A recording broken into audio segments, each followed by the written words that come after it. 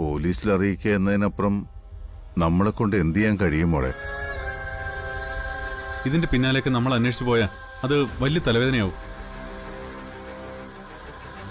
ഒടുവിൽ ചിലപ്പോ കേസ് നമ്മുടെ നേർക്ക് തിരിഞ്ഞൊന്നും വരും. അയാൾക്ക് എന്ത് പറ്റിയെന്ന് അറിയാനുള്ള ഒരു അന്വേഷണമെങ്കിലും നമ്മൾ നടത്തണ്ടേ? പോലീസ് വിചാരിച്ചാ അതിന് കഴിയും. നമ്മളിതിന് പിന്നാലെ ഒന്ന് നിന്നാ മാത്രം മതി. പിന്നില് പിടിപാടുള്ളവരുണ്ടെന്ന് അറിഞ്ഞാൽ പോലീസ് പിന്നെ വെറുതെ ഇരിക്കില്ലല്ലോ, അവരന്വേഷിക്കും. അത് മാത്രമല്ല, നമ്മൾ ഇതിന് പിന്നാലെ നിന്നില്ലെങ്കിൽ ചിലപ്പോ ഈ കേസ് നമ്മുടെ നേരെ തിരിഞ്ഞെന്നും വരാം. കാരണം ഇവിടെ വന്ന് ആതിരയുടെ കുഞ്ഞിനെ എടുത്തോണ്ട് പോകാൻ ശ്രമിച്ച ശേഷം അയാൾക്ക് ഈ അപകടം സംഭവിച്ചത്. അത് നമ്മൾ ചെയ്യിപ്പിച്ചതാണെന്ന് ആരെങ്കിലും പറഞ്ഞാലോ? അങ്ങനെ ആരെങ്കിലും പറയൂ? അച്ഛാ, ശിവരാമേട്ടനെ പോലൊരാളിനെ കൊല്ലാൻ ശ്രമിക്കുന്നവരുടെ ഉദ്ദേശം എന്തായിരിക്കും? അയാളൊരു സാധാരണക്കാരനാ.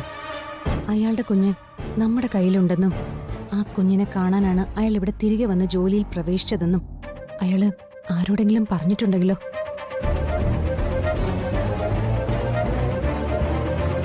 ശിവരാമേട്ടനെ പറ്റിയ അപകടം അറിഞ്ഞ് അവരാരെങ്കിലും പോലീസിൽ ഈ വിവരം പറഞ്ഞാലോ? കുഞ്ഞിനെ കൊടുക്കാതിരിക്കാൻ വേണ്ടി ഇത് നമ്മൾ ചെയ്യിച്ചതാണെന്ന് പോലീസ് ന്യായമായും സംശയിക്കും. ഒരുപക്ഷെ മുൻപ് കുഞ്ഞിനെ വിഷം കൊടുത്ത് കൊല്ലാൻ നോക്കിയവരും തട്ടിക്കൊണ്ടു പോകാൻ നോക്കിയവരുമാണ് ഇതിന് പിന്നിലെങ്കിലോ? ഉറപ്പായിട്ടും അവര് നമ്മളെ കേസിൽ അകപ്പെടുത്താനല്ലേ നോക്കൂ. അതുകൊണ്ടാണ് ഞാൻ പറഞ്ഞത് നമ്മൾ ഇതിന്റെ കൂടെ നിൽക്കണമെന്ന്. പണം എത്ര ചെലവായാലും വേണ്ടില്ല, ശിവേട്ടന് എന്തു പറ്റിയെന്ന് നമ്മൾ കണ്ടുപിടിക്കണം. മോള് പറഞ്ഞതെല്ലാം കൂടി കേട്ടപ്പോ എനിക്ക് പേടി തോന്നുന്നുണ്ട്. എന്നാലും ആരായിരിക്കും അയാളെ ഹോസ്പിറ്റലിൽ നിന്ന് ഡിസ്ചാർജ് ചെയ്തുകൊണ്ട് പോയത്? എന്തായാലും അത് ശിവേട്ടന്റെ ബന്ധുക്കൾ ആരുമല്ല എന്നുള്ള കാര്യം എനിക്ക് ഉറപ്പാ.